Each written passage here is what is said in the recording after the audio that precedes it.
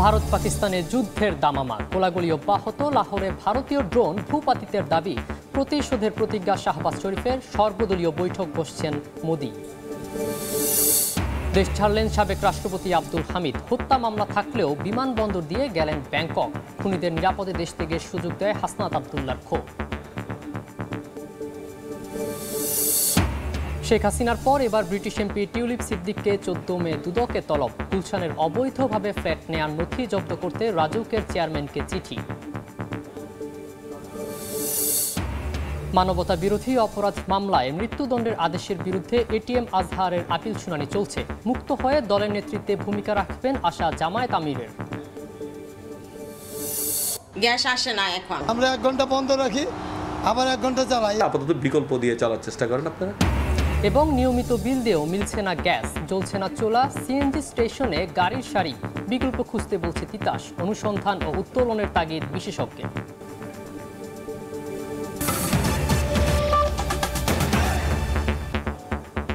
সময় সংবাদের সঙ্গে আছি আমি সাখাওয়াত হোসেন শাহ। ভারত পাকিস্তানে যুদ্ধের দামামা, সীমান্তে গোলাগুলি অব্যাহত রয়েছে। এর মধ্যেই লাহোরের আকাশে বিস্ফোরক বোঝাই একটি ভারতীয় ড্রোন ভূপাতিতের দাবি করেছে পাকিস্তান। ভারতের হামলায় নিহতদের রক্তের বদলা নেয়ার হুঁশিয়ারি দিয়েছেন পাকিস্তানের প্রধানমন্ত্রী শাহবাজ শরীফ। ভারতের ক্ষেপণাস্ত্র হামলায় নিহত বেড়ে 31 জনে দাঁড়িয়েছে বলে জানিয়েছে পাকিস্তানের সেনাবাহিনী। পাল্টা হামলায় ভারতের এক সেনা সহ নিহত হয়েছেন 13 জন। চলমান উত্তেজনায় আজ সর্বদলীয় বৈঠক ডেকেছেন ভারতীয় প্রধানমন্ত্রী নরেন্দ্র মোদি। হামলার আশঙ্কায় ভারতের উত্তরাঞ্চলের 21টি বিমানবন্দর শনিবার পর্যন্ত বন্ধ ঘোষণা করা হয়েছে। মুজাফফরাবাদ ছাড়াও কোটলি, শিয়ালকোট, মুরদিকে, সাকারঘার, পূর্ব আহমেদপুরে চালানো এসব হামলায় বাড়ছে হতাহতের সংখ্যা। হামলার জবাবে ভারতের একটি ব্রিগেড সদর দফতর ও বেশ কয়েকটি সামরিক স্থাপনা গুড়িয়ে দেওয়ার দাবি করেছে ইসলামাবাদ। পাকিস্তানের আইএসপিআর এর দাবি 5টি ভারতীয় যুদ্ধবিমান ও একটি ড্রোন ভূপাতিত করেছে তারা। এরই মধ্যে অন্তত একটি রাফাল যুদ্ধবিমান ভূপাতিত হওয়ার বিষয়টি নিশ্চিত করেছেন ফ্রান্সের গোয়েন্দা বাহিনীর এক শীর্ষ কর্মকর্তা। আজাদ কাশ্মীর ও অন্যান্য জায়গায় ভারতের হামলায় নিহতদের রক্তের বদলা নেওয়ার হুমকি দিয়েছেন পাকিস্তানের প্রধানমন্ত্রী শাহবাজ শরীফ। বুধবার রাতে জাতির উদ্দেশ্যে দেয়া ভাষণে তিনি বলেন, ভারত পাকিস্তানে হামলা চালিয়ে বড় ভুল করেছে। এই আগ্রাসনের জন্য তাদের চরম মূল্য দিতে হবে। সীমান্তে ভারতের 5টি যুদ্ধবিমান ধ্বংস করায় সশস্ত্র বাহিনীর সদস্যদের প্রশংসা করে তিনি বলেন, পাকিস্তানের সেনারা অসাধারণ দক্ষতা ও সাহসিকতা দেখিয়েছে। গুযশতা রাত ভারত নে জারিয়াত করকে ভারত একটি কাপুরুষ শত্রু, যে নিরীহ মানুষদের লক্ষ্যবস্তুতে পরিণত করে নিজেকে শক্তিশালী মনে করে। কিন্তু আমরা দেখিয়েছি যে আল্লাহর রহমতে পাকিস্তান তার প্রতিরক্ষায় উপযুক্ত জবাব দিতে জানে। পিছে হট যায়েঙ্গে, লেকিন থ্যাংক ইউ ফর দুপক্ষের হামলা পাল্টা হামলার পর ভারত পাকিস্তানের জাতীয় নিরাপত্তা উপদেষ্টার মধ্যে আলোচনা হয়েছে। তুরস্কের গণমাধ্যম টিআরটি ওয়ার্ল্ডকে দেয়া সাক্ষাৎকারে বিষয়টি নিশ্চিত করেছেন পাকিস্তানের উপপ্রধানমন্ত্রী ও পররাষ্ট্রমন্ত্রী ইসহাকদার। তবে দুই পক্ষের মধ্যে কি বিষয়ে আলোচনা হয়েছে তা জানাননি তিনি। চলমান উত্তেজনার মধ্যে বৃহস্পতিবার সর্বদলীয় বৈঠক ডেকেছেন ভারতের প্রধানমন্ত্রী নরেন্দ্র মোদি। সেখানে বড় কোনো সিদ্ধান্ত আসতে পারে বলে জানিয়েছে দেশটির বিভিন্ন গণমাধ্যম। একই দিন ভারতের মন্ত্রিসভার নিরাপত্তা কমিটির বৈঠকও আহ্বান করা হয়েছে। এমন পরিস্থিতিতে ভারত পাকিস্তান দুই পক্ষকেই সংঘাত বন্ধের আহ্বান জানিয়েছেন মার্কিন প্রেসিডেন্ট ডোনাল্ড ট্রাম্প। হোয়াইট হাউসে সাংবাদিকদের প্রশ্নের জবাবে তিনি বলেন, দুই দেশের সঙ্গেই ভালো সম্পর্ক আছে যুক্তরাষ্ট্রের। চলমান উত্তেজনা নিরসনে সহায়তা করার ইচ্ছা আছে বলেও জানান মার্কিন প্রেসিডেন্ট। ফরহাদ চৌধুরী, সময় সংবাদ। গণঅভ্যুত্থানে সরকার পতনের 9 মাস পর দেশ ছাড়লেন সাবেক রাষ্ট্রপতি মোহাম্মদ আব্দুল হামিদ। রাত 3টা 5 মিনিটে শাহজালাল আন্তর্জাতিক বিমানবন্দর থেকে থাই এয়ারওয়েজের ফ্লাইটে তিনি দেশ ছাড়েন। বিমানবন্দর সূত্রে জানা গেছে, থাই এয়ারওয়েজের TG 340 নম্বর ফ্লাইটে ব্যাংককের উদ্দেশ্যে ঢাকা ছাড়েন আব্দুল হামিদ। তার বিরুদ্ধে একটি হত্যা মামলা থাকার কথা রয়েছে। গত 14 জানুয়ারি কিশোরগঞ্জ সদর থানায় তার বিরুদ্ধে এই মামলাটি দায়ের হয়। মামলাটিতে সাবেক প্রধানমন্ত্রী শেখ হাসিনা, শেখ রেহানা, সজীব ওয়াজেদ জয়, সাইমা ওয়াজেদ পুতুল, ওবায়দুল কাদেরের নামও রয়েছে। এদিকে খুনিদের নিরাপদে দেশ ত্যাগের সুযোগ দেয়ায় ক্ষোভ জানিয়েছেন হাসনাত আবদুল্লাহ। ফেসবুকে দেয়া এক স্ট্যাটাসে আওয়ামী লীগের বিচারে সরকারের ভূমিকা নিয়েও প্রশ্ন তোলেন তিনি। শেখ হাসিনার পর এবার ব্রিটিশ এমপি টিউলিপ সিদ্দিককে জিজ্ঞাসাবাদের জন্য তলব করেছে দুদক। তার বিরুদ্ধে স্টার্ন হাউজিংকে অনৈতিক সুবিধা দিয়ে ঘুষ হিসেবে ফ্ল্যাট নেয়ার প্রমাণ মিলেছে। আগামী 14 মে টিউলিপ সিদ্দিককে হাজির হতে বলা হয়েছে। ইতিমধ্যে তার গুলশানের বাসার ঠিকানায় চিঠি পাঠিয়েছে দুদক। একই অভিযোগে রাজুকের সাবেক সহকারী আইন উপদেষ্টা শাহ খসরুজ্জামান ও সরদার মোশাররফ হোসেনকেও হাজির হতে নোটিশ দিয়েছে সংস্থাটি। এদিকে ফ্ল্যাটটির নথি জব্দ করতে তদন্তকারী কর্মকর্তা রাজুক চেয়ারম্যানকে চিঠি পাঠানো হয়েছে। গত 15 এপ্রিল প্লট অবৈধভাবে হস্তান্তরের ব্যবস্থা করিয়ে স্টার্ন হাউজিং লিমিটেডের কাছ থেকে ঘুষ হিসেবে একটি ফ্ল্যাট নেয়ার অভিযোগে টিউলিপ সিদ্দিক সহ রাজুকের 2 কর্মকর্তার বিরুদ্ধে মামলা করে দুদক।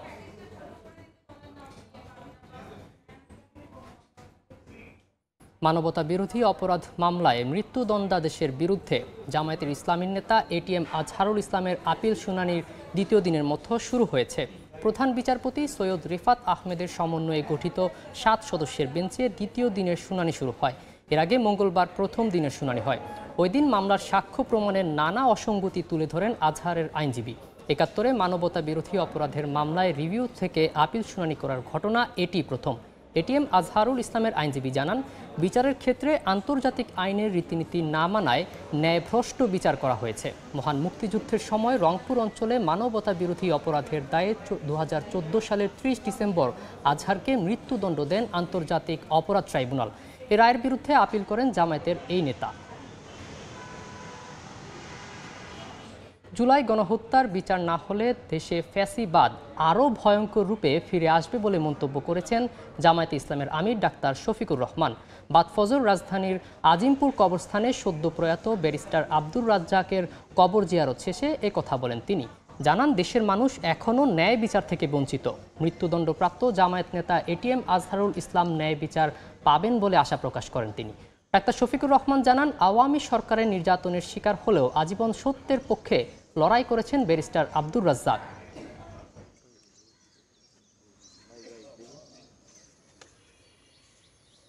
আমরা প্রত্যাশা করি যে তিনি ন্যায় বিচার পাবেন ইনশাআল্লাহ, এবং তিনি অচিরেই মুক্ত হয়ে আমাদের বুকে ফিরে আসবেন। এই যে 24-এর আন্দোলনে যারা শহীদ হলো, যারা পঙ্গু আহত হলো, তারা যেন ন্যায় বিচারটা পায়। এই ন্যায় বিচার যদি নিশ্চিত হয় তাহলে আগামীতে কোনো জালিমের জন্ম এই দেশে হবে না। কিন্তু যদি ন্যায় বিচার নিশ্চিত না হয় তাহলে দফায় দফায় জালিম আরও ভয়ঙ্কর রূপ ধারণ করে জাতির সামনে আসবে। রমনা বটমূলে ছায়ানটের বর্ষবরণ অনুষ্ঠানে বোমা হামলা মামলায় আসামিদের সাজা বহাল থাকবে কিনা জানা যাবে মঙ্গলবার সকালে। বিচারপতি মোস্তফা জামান ইসলাম ও বিচারপতি নাসরিন আক্তারের হাইকোর্ট বেঞ্চে রায় পড়া শুরু হয়। আদালত জানায়, রায় পড়া শেষ হবে মঙ্গলবার। ওই দিন আসামিদের সাজা বহাল থাকবে কিনা জানাবেন আদালত। 2001 সালের 14 এপ্রিল পহেলা বৈশাখে ছায়ানটের বর্ষবরণ অনুষ্ঠানে বোমা হামলায় 10 জন নিহত হন ও অনেকে আহত হন। মাননীয় জ্যেষ্ঠ বিচারপতি এই বেঞ্চ যিনি প্রেজেন্ট করছেন মিস্টার জাস্টিস মুস্তফা জামান, তো উনি বললেন যে আমি এভিডেন্সগুলো আজকে এগুলো পড়ে আমি রায় পড়া শুরু করছি। আর ফাইনাল জাজমেন্ট ডেলিভারেশন বা ওয়ার্ডার পোর্শন যেটা, এটা নেক্সট ওপেনিং ডে যেদিন, ওই দিন আমরা শোনাবো। আদালত তার বিবেচনায় বিবেচনা প্রসূত হয়ে আমরা যে শুনানি করেছি এর উপর ভিত্তি করে আমরা প্রত্যাশা করি আমার 3 জন আসামিকেই তিনি বেকসুর খালাস পাবেন। রাজধানীর পিলখানা হত্যাকাণ্ডে বিস্ফোরক আইনে করা মামলায় কারাগারে আটক 239 বিডিআর জওয়ানের জামিনের বিষয়ে শুনানির কথা রয়েছে আজ। কেরানীগঞ্জের কেন্দ্রীয় কারাগারে অস্থায়ী বিশেষ ট্রাইব্যুনাল 2-এ শুনানির কথা রয়েছে। এর আগে সবশেষ ট্রাইব্যুনালের বিচারক ইব্রাহিম মিয়া অসুস্থ থাকায় আদালতে উপস্থিত ছিলেন না, যার প্রেক্ষিতে কারাগারে আটক 239 জনের মামলার সাক্ষ্য গ্রহণ ও জামিনের বিষয়ে কোনো আদেশ হয়নি। এদিকে গত 19 জানুয়ারি 178 জন বিডিআর সদস্যকে জামিন দেন একই আদালত। তীব্র গ্যাস সংকটে জ্বলছে না চুলা, কঠিন হয়ে পড়েছে রান্না। রাজধানীর কোনো এলাকায় প্রায় 1.5 বছর ধরে গ্যাস নেই, অথচ প্রতি মাসে গুনতে হচ্ছে বিল। এ নিয়ে ক্ষোভের শেষ নেই গ্রাহকদের। সীমাবদ্ধতা স্বীকার করে তিতাসের পরামর্শ, যেসব বাসাবাড়িতে দীর্ঘদিন ধরে গ্যাস থাকছে না সেসব গ্রাহকদের সংযোগ না রাখাই ভালো। বিস্তারিত তাসনিয়া নিশাত মিমের রিপোর্টে। রাজধানীর মগবাজারের দিলু রোডের বাসিন্দা এই গৃহবধূ সকাল থেকেই রান্নার সব প্রস্তুতি নিয়ে গ্যাসের অপেক্ষায়, কিন্তু চুলা জ্বালাতে গিয়ে দেখেন গ্যাস নেই। 24 ঘন্টার মধ্যে 1 ঘন্টাও গ্যাস আসে না। একই অবস্থা রাজধানীর সেন্ট্রাল রোড, কাঁঠালবাগান, কলাবাগান, মিরপুর সহ বিভিন্ন এলাকায়। বাধ্য হয়ে অনেকেরই রান্না করতে হচ্ছে সিলিন্ডার কিংবা বৈদ্যুতিক চুলায়।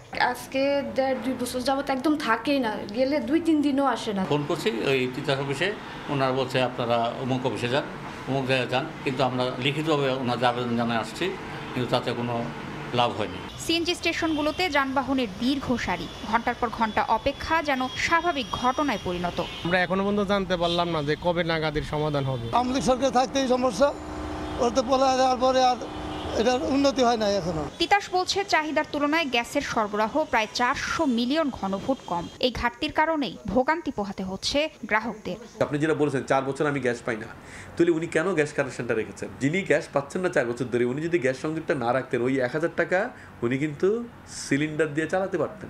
আমাদের প্রচুর অফিসারের বাসায় গ্যাস কানেকশনও আছে, সিলিন্ডারও আছে। আমি বলবো ওনাদেরকে আপাতত বিকল্প দিয়ে চালার চেষ্টা করেন আপনারা, তারপরে ইনশাল্লাহ ধাপে ধাপে আমরা উন্নতি করছি। এই জ্বালানি বিশেষজ্ঞ বলছেন, সংকট মোকাবিলায় দেশে আরও ভূগর্ভস্থ গ্যাস অনুসন্ধান ও উত্তোলনের বিকল্প নেই। বাংলাদেশে কিন্তু গ্যাসের অভাব থাকাটা জাস্টিফাইড না, কারণ এখানে আমাদের দেশের যে গ্যাসীয় ভূগর্ভের যে গ্যাসের অবস্থান সেটা খুব সন্তোষজনক। পৃথিবীর যে সমস্ত জায়গা বদ্বীপ এলাকা বলে পরিচিত, বাংলাদেশ সেরকমই একটা জায়গা। এখানে যথেষ্ট অনুসন্ধান করলে এখানে যথেষ্ট গ্যাস উঠে আসার সম্ভাবনা খুবই ভালো। গ্যাস সংকটের কারণে শিল্প উৎপাদনও ব্যাহত হচ্ছে চরমভাবে। তাসনিয়া নিশাত, মিম, সময় সংবাদ, ঢাকা। উপাচার্যের পদত্যাগের দাবিতে আজও আন্দোলন করছেন বরিশাল বিশ্ববিদ্যালয়ের শিক্ষার্থীরা। তাদের সঙ্গে একাত্মতা জানিয়েছেন শিক্ষকদের একটি অংশ। এই মুহূর্তে ক্যাম্পাসে আছেন সহকর্মী অপূর্ব অপু, সরাসরি যাচ্ছি তার কাছে।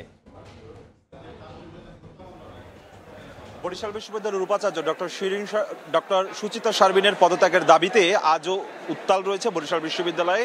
আজকের সকালে 11টা থেকে এখানকার শিক্ষার্থীরা গ্রাউন্ড ফ্লোরে বিক্ষোভ মিছিল করেছে। আর কিছুক্ষণ আগে অর্থাৎ দুপুর 12টার দিকে বিশ্ববিদ্যালয়ের বেশ কয়েকজন শিক্ষক এসে এই শিক্ষার্থীদের আন্দোলনের সাথে একাত্মতা পোষণ করে তারা বক্তব্য দিয়েছেন। তারা একাত্মতা প্রকাশ করে সহমত প্রকাশ করেছেন। তারা বলছেন যে বিশ্ববিদ্যালয়ের উপাচার্য ডক্টর সুচিতা শারমিন এখানে যোগদান করার পরপরই ফ্যাসিস্ট আওয়ামী লীগের দোসরদেরকে তিনি এখানে নানানভাবে পুনর্বাসন করেছেন।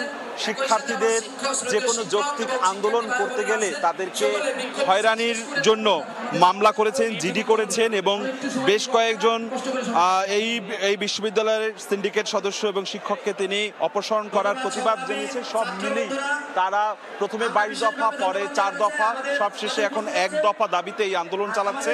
তাদের দফা 1, সেটি হচ্ছে বিশ্ববিদ্যালয়ের ভিসির সুচিতা শারমিন তার পদত্যাগ, এবং সেই পদত্যাগের দাবিতে শিক্ষার্থীদের সাথে সাথে এখানে আমরা দেখছি যে বেশ কয়েকজন শিক্ষক এসেও কিন্তু এই আজকের এই সমাবেশে যোগ দিয়ে তারা একাত্মতা পোষণ করছে। এর আগে আমরা দেখেছি যে সকল দপ্তরের, প্রশাসনিক দপ্তরের তালা ঝুলিয়েছে এবং গতকালকে উপাচার্যের যে বাসভবন, সেই বাসভবনেও তালা ঝুলিয়ে সেই বাসভবনের সামনে একটি কফিন রেখেছে যাতে করে কেউ প্রবেশ করতে না পারে এবং অবাঞ্ছিত ঘোষণা করা হচ্ছে। যদিও বিশ্ববিদ্যালয়ের উপাচার্য বলেছেন তিনি সকল দাবি মেনে নিয়েছে, তারপরও কেন এই আন্দোলন চলছে সেটি জানেন না বলে জানিয়েছেন বিশ্ববিদ্যালয়ের উপাচার্য। তো আমার আন্দোলনটি এই মুহূর্তে চলছে। আমার কাছে সবশেষ বরিশাল বিশ্ববিদ্যালয় থেকে আন্দোলনের এতটুকুই খবর ছিল। সরাসরি যুক্ত ছিলেন রিপোর্টার অপূর্ব অপু। বিশ্বকবি রবীন্দ্রনাথ ঠাকুরের 164তম জন্মজয়ন্তী উপলক্ষে নওগাঁর পতিশ্বরে বসেছে 7 দিনব্যাপী গ্রামীণ মেলা। থাকছে দিনভর নানা সাংস্কৃতিক অনুষ্ঠান। বিস্তারিত জানাতে এই মুহূর্তে পতিশ্বরে আছেন রিপোর্টার এমআর রকি, সরাসরি যাচ্ছি তার কাছে। নওগাঁর পতিশ্বর বিশ্বকবি রবীন্দ্রনাথ ঠাকুরকে প্রতি জন্ম উৎসবে আলাদাভাবে একটা মূল্যায়ন করে থাকে। এবারও সেই মূল্যায়নের ধাপে আমরা দেখছিলাম যে এই পতিশ্বরে বসেছে 7 দিনের মেলা। এছাড়া কিন্তু আলোচনা, সাংস্কৃতিক কর্মকাণ্ড, এরকম ধাপে ধাপে এই কর্মসূচি কিন্তু পুরো বৈশাখ জুড়েই এই এলাকার মানুষ অনুসরণ করে থাকে এবং এই বৈশাখ জুড়েই উৎসবের একটা আমেজ বিরাজ করে এই এলাকায়। পতিশ্বরের আসলে বিশ্বকবি রবীন্দ্রনাথ ঠাকুর একাধিকবার এসেছিলেন। এখানে একটা নিজস্ব জমিদারি পরিচালনা কেন্দ্র রয়েছে, যে কেন্দ্রকে ঘিরেই কিন্তু এই এলাকায় বিশ্বকবি রবীন্দ্রনাথের যে কর্মময় জীবন, এখানে বিখ্যাত একাধিক গল্প কবিতা রচনা করেছিলেন এবং এই অমর হয়ে রয়েছে এই গল্প কবিতার যে বিষয়গুলো রয়েছে।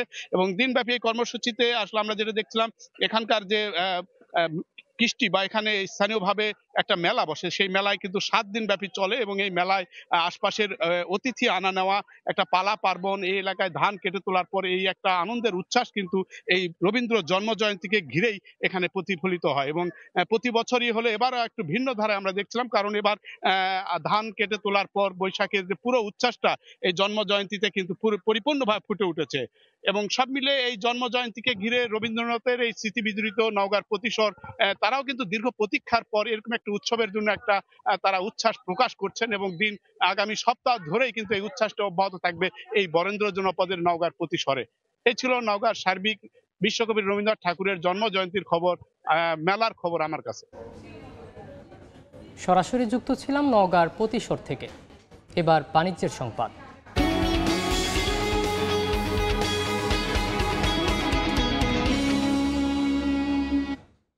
বন্দর পরিচালনায় বিশ্বের শীর্ষ অপারেটরদের আনার মূল উদ্দেশ্য দেশের সীমাবদ্ধ ভূমি ও বন্দর সক্ষমতার সর্বোচ্চ ব্যবহার করা বলে মন্তব্য করেছেন বিডা ও বেজার নির্বাহী চেয়ারম্যান আশিক চৌধুরী। সকালে চট্টগ্রাম নগরীর লালদিয়া কন্টেইনার টার্মিনাল এলাকা পরিদর্শনকালে তিনি কথা বলেন। তিনি আরও বলেন, লালদিয়া কন্টেইনার টার্মিনাল হলে কর্মসংস্থান বাড়বে, অর্থনীতি ও বিনিয়োগে গতি আসবে। পরে তিনি পরিদর্শন করেন বে টার্মিনালের কর্ণফুলী টানেল এলাকা, পাশাপাশি বন্দরের নানা প্রকল্প এলাকা ঘুরে দেখেন। পিএসএ এবং ডিপি ওয়ার্ল্ড রাফলি $1 বিলিয়ন করে এই প্রজেক্টে ইনভেস্ট করবেন। ওনাদের কনস্ট্রাকশন পিরিয়ডের মধ্যে ওনারা গ্র্যাজুয়ালি ইনভেস্ট করতে থাকবেন এবং আমরা আশা করছি যে 2030-এর দিকে আমরা এই পোর্টগুলোকে চালু করতে পারবো। তা আমাদের যে লং টার্ম, এগেন আমাদের we have to keep our I on the big price. Long টার্মে বিগ প্রাইস হচ্ছে যে আমাদেরকে একটা গ্লোবাল ফ্যাক্টরি হতে হবে। সেটা হওয়ার জন্য এই সবগুলা পোর্টকে একসাথে আসলে অ্যাক্টিভেট করা দরকার হবে, তা না হলে আমরা we will not be able to meet the demands. নানা উদ্যোগে অন্যবারের তুলনায় এবছর গতি ফিরেছে হজ কার্যক্রমে। এখন পর্যন্ত সুষ্ঠু ব্যবস্থাপনায় হজের কাফেলায় সৌদি আরব পৌঁছেছেন 34,014 জন। চলতি বছর সৌদি সরকার বেশ কিছু নতুন নিয়ম বেঁধে দিলেও আগে থেকেই প্রস্তুতির কারণে সামলানো গেছে চাপ। পুরাতন আইনের কারণে নানা চ্যালেঞ্জ মোকাবেলা করতে হচ্ছে জানিয়ে হাব বলছে, সৌদি হজ ও ওমরা নীতিমালার সঙ্গে সঙ্গতি রেখে সংস্কার করতে হবে হজ ও ওমরা আইন। তোহা খান তামিমের রিপোর্ট, ছবি তুলেছেন নুরুল ইসলাম। দেশের উত্তরের প্রত্যন্ত অঞ্চল থেকে এসেছেন বয়োজ্যেষ্ঠ এ হজযাত্রীরা। এহরাম বাঁধার নির্দিষ্ট স্থান না হলেও মনের আকুতি আর পূর্ব প্রস্তুতি হিসাবে সেলাইবিহীন দুটি কাপড় জড়িয়ে শুভ্রতার মিছিলে নিজেকে সামিল করার চেষ্টা। এক জীবনের লালিত স্বপ্ন বাস্তবায়ন হতে যাচ্ছে, তাই সৃষ্টিকর্তার ঘরকে লাব্বাইক আল্লাহুম্মা লাব্বাইক ধ্বনিতে মুখরিত করার অপেক্ষা। হজযাত্রার 2 থেকে 3 দিন আগেই আশকোনা হজ ক্যাম্পে চলে আসেন হজযাত্রীরা। রোমিং সুবিধা বৃদ্ধি, নতুন অ্যাপসের উদ্বোধন, পরিচ্ছন্ন পরিবেশে ক্যাম্পে অবস্থান, কার্যক্রমের সহজীকরণে আগের থেকে হজ কার্যক্রমে গতি এসেছে বলে জানান যাত্রীরা। বই পুস্তকে পড়েছি আর সেইটিতে বাস্তবে যাব বা সেটা দেখবো, এটা যে কত অনুভূতি সেটা আমি কাউকে বোঝাতে পারবো। এহরাম বাঁধার পরে নিজের মধ্যে একটা হজের অনুভূতি সৃষ্টি হয়। আগে আমি আসছি 17 সালে, তখনকার পরিবেশ আর এখনকার পরিবেশ অনেক পার্থক্য আছে। এবার প্রায় 3 মাস আগেই ক্যাম্পে প্রবেশ আর বের হওয়ার জন্য ব্যবস্থা নেয় কর্তৃপক্ষ। হাজার হাজার যাত্রীর চলাফেরা নির্বিঘ্ন করতে কাওলার অংশে নতুন রাস্তা তৈরি করা হয়। একমুখী চলাচলে যাত্রী ও স্বজনদের ভোগান্তি নেমেছে শূন্যের কোটায়। বিমান বাংলাদেশ সহ 3টি এয়ারলাইন্স পরিবহন করছে যাত্রীদের। দেশ থেকে নির্বিঘ্নেই পৌঁছাতে পারছেন মক্কা ও মদিনায়। অপেক্ষা করছেন। হজ অফিসের পরিচালক জানান, এবার সৌদির অংশে ভিসা সংক্রান্ত তথ্যের হালনাগাদ করায় জটিলতা তৈরি হয় ভিসা প্রাপ্তি নিয়ে। তবে তা ধীরে ধীরে স্বাভাবিক হচ্ছে বলেও জানান তিনি। 2-1টা এজেন্সির 2-1টা ভিসা রয়েছে এবং সেগুলোকে আমরা চেষ্টা করছি যে ভিসা হওয়া মাত্রই যেন তাদেরকে নিকটবর্তী যে কোনো ফ্লাইটেই তাদেরকে প্রেরণ করে দেওয়া যায়। হাব বলছে, সৌদি সরকারের সঙ্গে সামঞ্জস্য রেখে সংস্কার করতে হবে হজ ও ওমরা আইনের। আমাদেরকে ভবিষ্যতে আরও 2000 কোটি নিয়ে কাজ করা লাগতে পারে। সৌদি সরকারের সেই সকল সিদ্ধান্তের সাথে সমন্বয় রেখে আমাদের হজ ওমরা আইনটা সংস্কার এখন সময়ের দাবি। সংশ্লিষ্টরা জানান, যাত্রী ও স্বজনদের জন্য নামাজঘর, ওয়েটিং রুম সহ হজের কার্যক্রমে গতি আনবে এমন বেশ কিছু উদ্যোগ থাকবে আগামীর হজযাত্রায়। দেশের বিভিন্ন জেলা থেকে আসা ধর্মপ্রাণ সাধারণ মানুষের চাওয়া, জীবনের কষ্টার্জিত সঞ্চয় করা হজের কার্যক্রমে যেন কোনো কালিমা লেপন না করতে পারে দুষ্ট চক্র। একই সাথে হজ যেন কবুল হয় সৃষ্টিকর্তার দরবারে। তোহা খান তামিম, সময় সংবাদ, আশকোনা হজ ক্যাম্প, ঢাকা। এই পর্যায়ে শীর্ষ সংবাদগুলো জানিয়ে দিচ্ছে আরেকবার।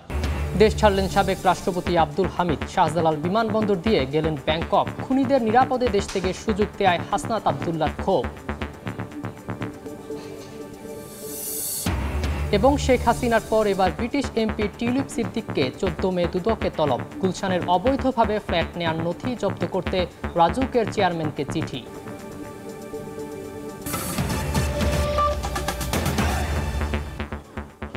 এই ছিল সময় সংবাদে, সঙ্গে থাকুন সময়।